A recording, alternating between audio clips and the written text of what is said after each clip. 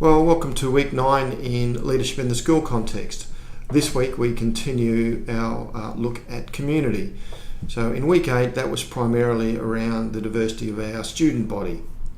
So whilst we only touched on areas like disability and non-English speaking backgrounds, a big part of the focus there was our focus and attention to Indigenous students and outcomes for those students in our schools.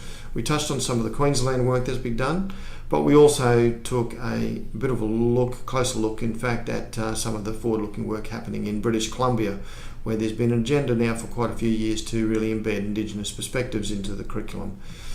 This week we move on to a broader sense of community. We'll look at school governance, which is an important piece of work given our push to local decision making in schools.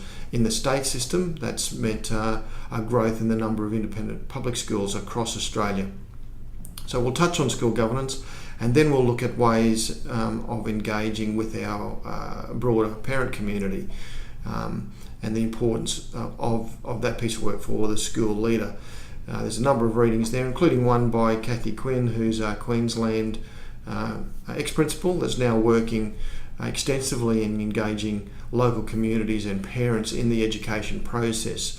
So it's moving it past the notion of just having parents involved in the school, visiting the school, coming to parent-teacher interviews and that sort of thing, to really getting parents and important stakeholders engaged in the education process.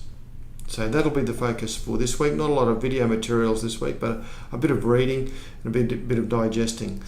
The other thing worth touching base on now is we're drawing close to the end of the unit. By now you should be underway with posting your comments and thoughts each week around the topics that we've covered, with the lens of well-being and that's really about, I suppose, building social capital. So when we're looking at communities, there's a fair amount of theory behind that, I suppose, and social capital being the connections we make with those communities and the benefits that brings.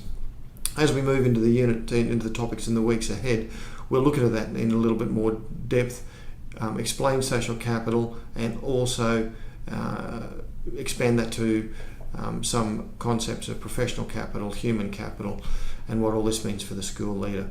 So for this week, governance and engaging our school community. So be reflecting on that work in your context and be prepared to make some comment about that in the discussion forum.